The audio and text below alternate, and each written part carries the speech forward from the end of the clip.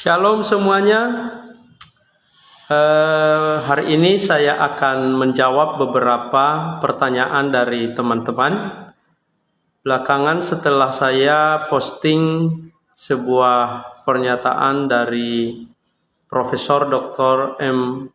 Quraisy Shihab, MA, yang mengatakan bahwa ada suatu perjanjian Muhammad kepada umat Kristen atau umat Nasrani.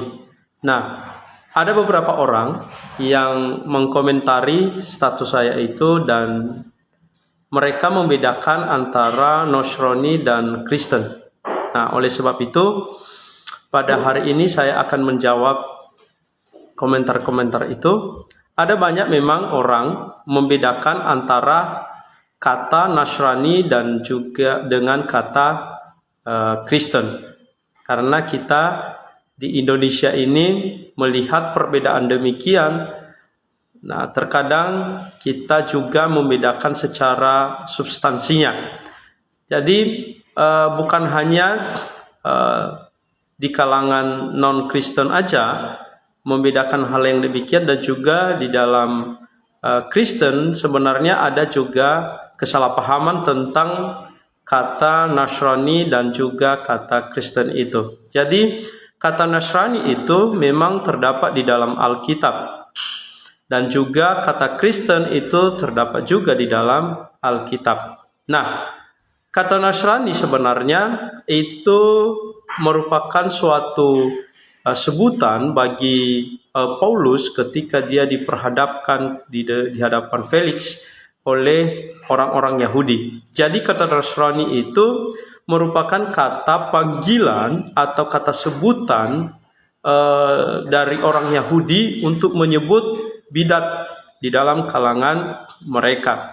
Jadi bagi mereka Paulus itu merupakan batu sandungan bagi pengajaran orang Yahudi sendiri, karena Paulus sudah bertobat dan percaya kepada Kristus, maka mereka menyebut dia sebagai pengikut Nasrani.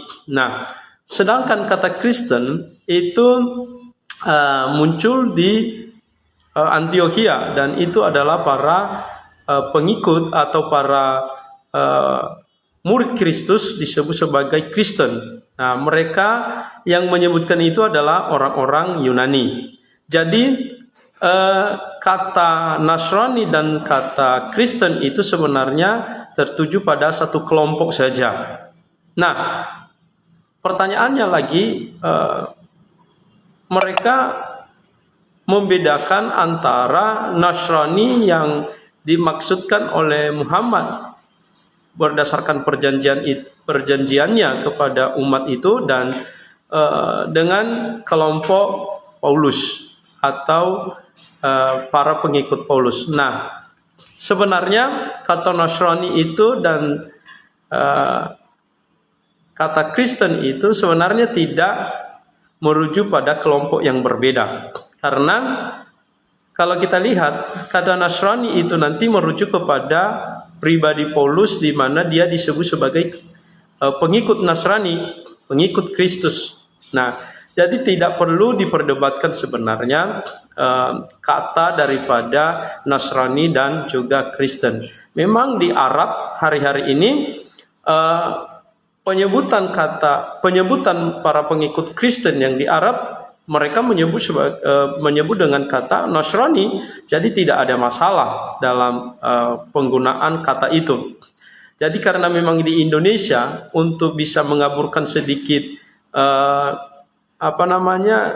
istilah-istilah dan mengaburkan makna, maka segala hal yang bentuknya terlihat samar-samar dianggap berbeda, dan itu bahkan bisa dikatakan dijadikan sebagai pembenaran. Tetapi kita orang Kristen ya, dan juga orang Kristen di Arab memahami kata Nasrani itu adalah kata yang umum, yang lumrah, dan itu merujuk kepada umat Kristen.